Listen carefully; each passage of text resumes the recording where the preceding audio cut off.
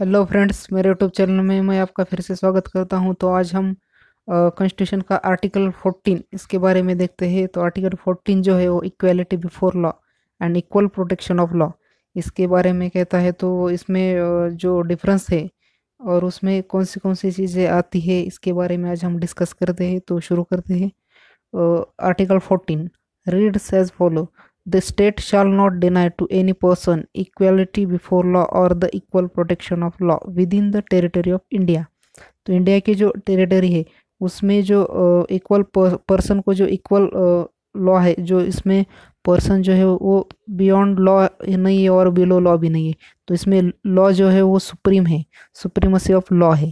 तो इसमें जो पर्सन है उनको जो इक्वल राइट और इक्वल प्रोटेक्शन मिलना चाहिए, इसके बारे में आर्टिकल 14 कहता है।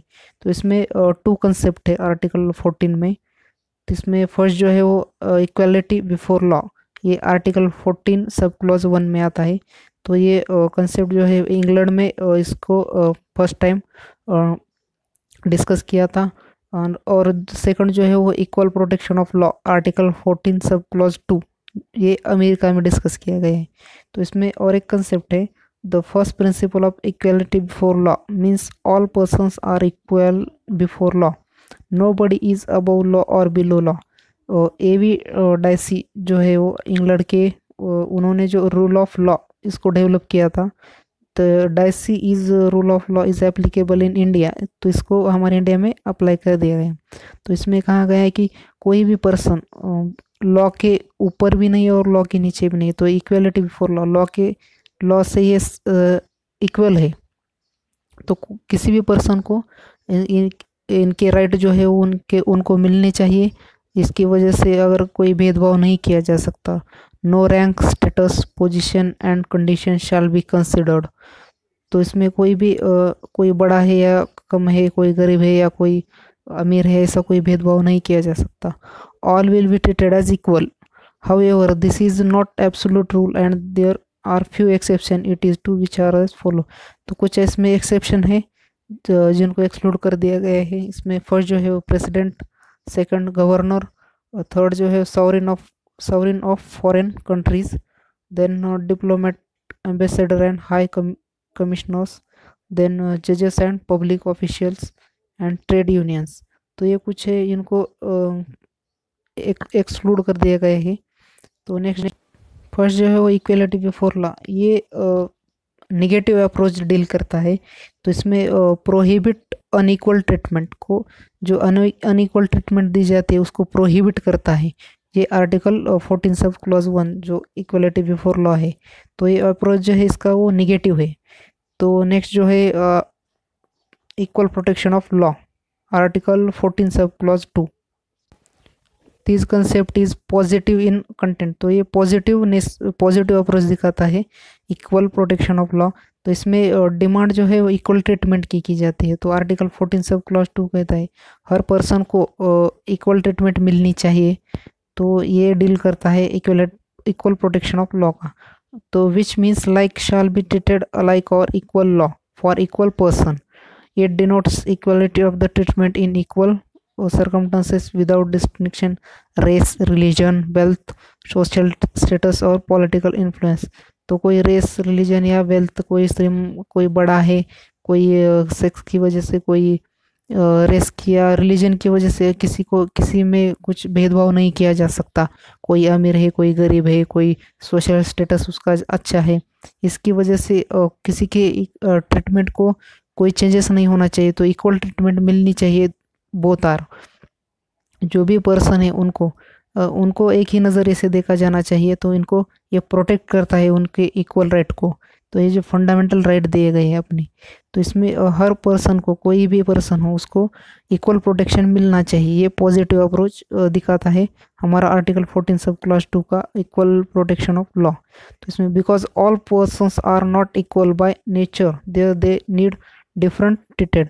तो हमारे जो पर्सन है उनका जो नेचर, तो बोले तो हर पर्सन का जो चेहरा बोले तो फेस है उसमें डिफरेंस है, वो सेम नहीं है।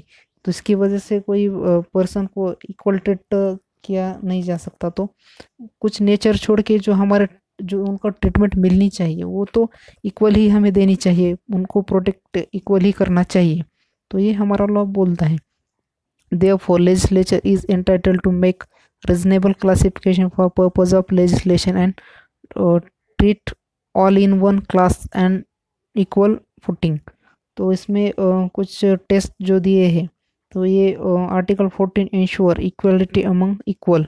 It's aims is to protect persons similarly placed against the discriminately treated, but if the legislature wants to make any classification which is rational for equal, इसमें दो क्लासिफिकेशन दिए हैं, but the classification to be reasonable should fulfil the following twin test. तो कुछ दो test से हमें पता चल सकता है। तो इसमें जो केस लॉ है Jagjit Singh versus state year 1988 की, उसमें दो टेस्ट दिए गए हैं कि हम किस तरह से उन्हें डील कर सकते हैं, उन्हें एग्जामाइन कर सकते हैं, और क्लासिफिकेशन करते समय हमें कौन सी चीज़ें ध्यान में रखनी चाहिए।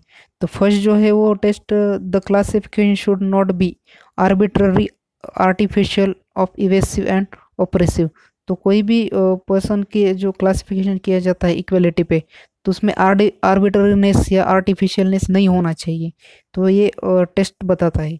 नेक्स्ट जो है वो there must be nexus relation between the basis of classification and the object of the statute, thus the classification must be just, fair and reasonable based on the some intelligible differences।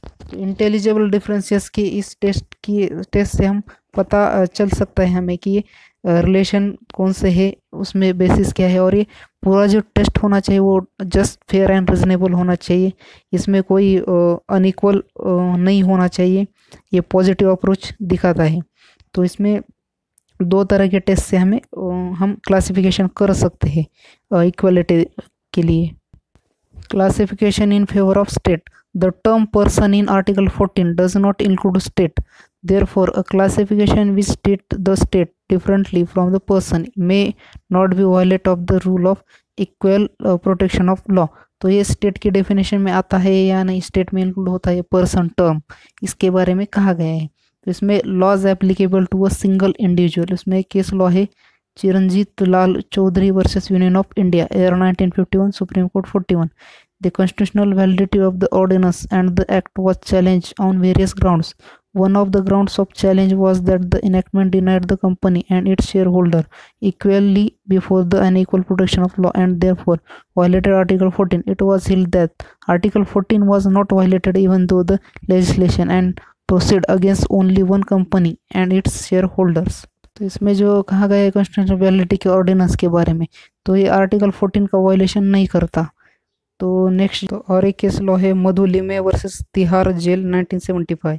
In the above case the Supreme Court held that the difference between Indian and European prisoners in the matter of treatment and diet is violative of article 14 of the Indian constitution. इसके बारे में इस केस में बताया गया है। Article 14 and admission to educational institute in the constant of the admission to institution imparting education in professional course, the question as to giving preferential treatment to candidate on the various ground has been considered by the court, and the approach of the court has been that such preferential treatment must be consistent with the mandate of Article 14.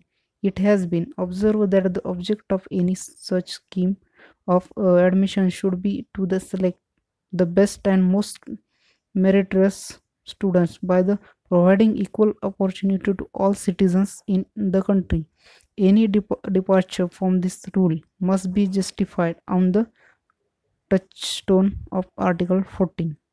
तो यहाँ जो बताया गया है कि educational institute में तो merit के बेस पे हमें सबको सब कंट्री हमारे कंट्री के जो ऑल सिटीज़न हैं उनको हम इक्वल अपॉर्चुनिटी देते हैं कि मेरिट के बेस पे हम कहीं भी एडमिशन ले सकते हैं। तो इसके बारे में आर्टिकल 14 का वायलेशन नहीं होता, ये जस्ट अपॉर्चुनिटी दी जाती है, तो इसमें सबको इक्वल राइट है। So thank you for watching video, like share and subscribe. Thank you.